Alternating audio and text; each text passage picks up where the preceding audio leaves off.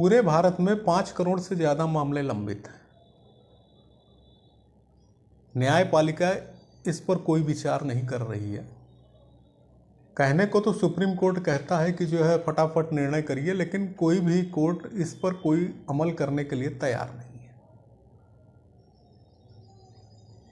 Supreme court के पास case नहीं है, बहुत कम केसेज हैं। जितने जजेज हैं उस जजों के हिसाब से उनके पास केस नहीं है। हाई कोर्ट में जितने जजेज हैं उसके हिसाब से उनके पास केस नहीं है। और डिस्ट्रिक्ट कोर्टों में केस की भरमार है। अब आप एक आंकड़े को समझिए, 5 करोड़ लोग इस मुकदमे में एक पक्ष से इन्वॉल्व हैं। वादी बनाम प्रतिवादी होता है। 5 करोड़ वादी और 5 करोड़ प्रतिवादी, कुल मिला के 10 करोड़ हो गए। एक परिवार में अगर 5 सदस्य भी आप मान के चलिए तो 50 करोड़ लोग, गौर से सुनिएगा, 50 करोड़ लोग इस मुकदमे की व्यवस्था से परिवार में प्रभावित हैं। और अगर क्रिमिनल मुकदमा है, इसमें से अगर आप मान लीजिए 3 करोड़ के करीब क्रिमिनल मुकदमे हैं, तो 3 करोड़ मुकदमों का मतलब कि एक प्रतिवादी पर 2 जमानतदार, यानी कम से कम आप मान के चलिए कि हम एक मुकदमे में 2 प्रतिवादी तो मान के ही चलते हैं, तो 4 जमानतदार एक मुकदमे में हैं। तो 5 करोड़ मुकदमे का मतलब कि 4 जमानतदार का मतलब 20 करोड़। तो 20 करोड़ लोग जमानत लेकर के परेशान हैं। कुल मिलाकर के 70 करोड़ लोग हो गए जो कि इस न्याय व्यवस्था से परेशान हैं। 70 करोड़ लोगों का समय बर्बाद हो रहा है, पैसा बर्बाद हो रहा है, और सबसे बड़ी बात यह कि वो एक मानसिक तनाव में जी रहे हैं कि इस मुकदमे का होगा क्या।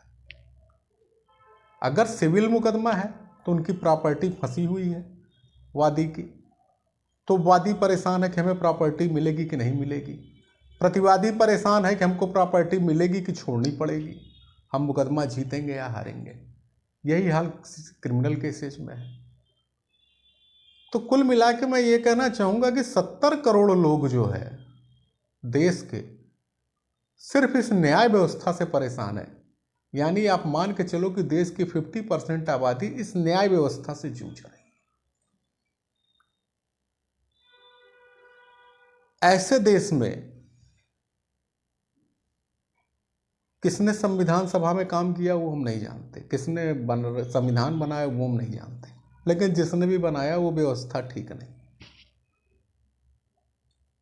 इसमें सुधार की जरूरत है। अब यहाँ एक बहुत इंपॉर्टेंट बात मैं कहना चाहूँगा, वो ये है कि जब अटल बिहारी वाजपेयी प्रधानमंत्री थे तो उस समय विधि मंत्री राम जेठमलानी जी थे। राम जेठमलानी जी ने इस कुव्यवस्था पे थोड़ा कार्य किया था, और कार्य करने के बाद उन्होंने उसकी रिपोर्ट प्रधानमंत्री के सामने पटल पर रखी थी। थोड़ा सा उस रिपोर्ट के बारे में भी मैं आपको बता देता हूँ।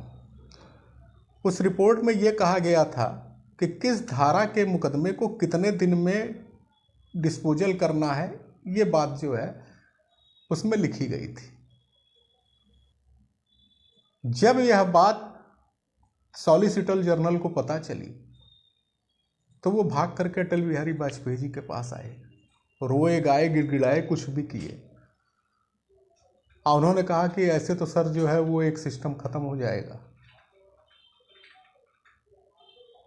तो उस रिपोर्ट को वहीं दबा दिया गया। अटल बिहारी वाजपेयी जी ने उस पर कोई भी कार्य आगे नहीं बढ़ने दिया। इससे जो सबसे बड़ा नुकसान हुआ वो समाज का हुआ, देश के लोगों का हुआ, और अटल जी को क्या फायदा हुआ ये हम नहीं जानते और ना हम इस पर कुछ बोलना चाहते, लेकिन उनको इस पे विचार करना चाहिए था। अभी जो व्यवस्था चल रही है उस व्यवस्था में मोदी सरकार ने थोड़ा सा सुधार किया है, लेकिन उनकी सुधार की व्यवस्था को कोर्टें जो है वो मानने से परहेज कर रही। उन्होंने एक समय सीमा तय की है कि मुकदमों का 3 साल में निस्तारण हो जाना चाहिए लोअर कोर्ट में। तो इस पर जो है अभी लोगों को लग रहा है कि हमको कार्रवाई कुछ नहीं करनी है, जैसे चल रहा था वैसे ही चलेगा। वैसे चलेगा नहीं, क्योंकि आरएसएस के कैडर में जो है देश पहले है, लोग बाद में है। और यह व्यवस्था अभी कोर्टों को और वकीलों को समझने में थोड़ा टाइम लग रहा है। जो तीसरी इंपॉर्टेंट बात है वो ये है कि इस चीज़ को लेकर के कोई भी सांसद या विधायक अपने सदन में कभी भी कोई क्वेश्चन पुटअप नहीं करता। वो इस व्यवस्था से बहुत ही खुश है, क्योंकि वो जिस रास्ते से यहाँ तक पहुँचा है उस रास्ते को भी उसी ने इसी व्यवस्था के तहत प्राप्त किया है।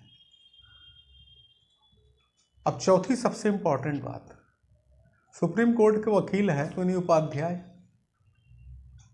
अश्विनी उपाध्याय जी हमें वो बताते हैं जो कि कमियां भारतीय संविधान में है।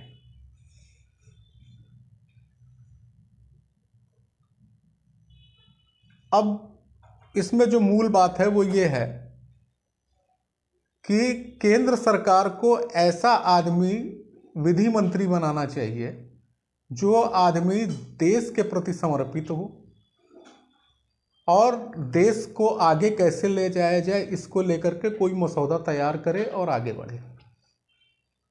अभी जो व्यवस्था है वो ऐसी है जिसमें कि सारे लचर कानून, सारे भ्रष्ट कानून और सारी व्यवस्थाएं जो कुव्यवस्थाओं में बदली हुई हैं उसको पोषित करने वाले लोग आ गए हैं।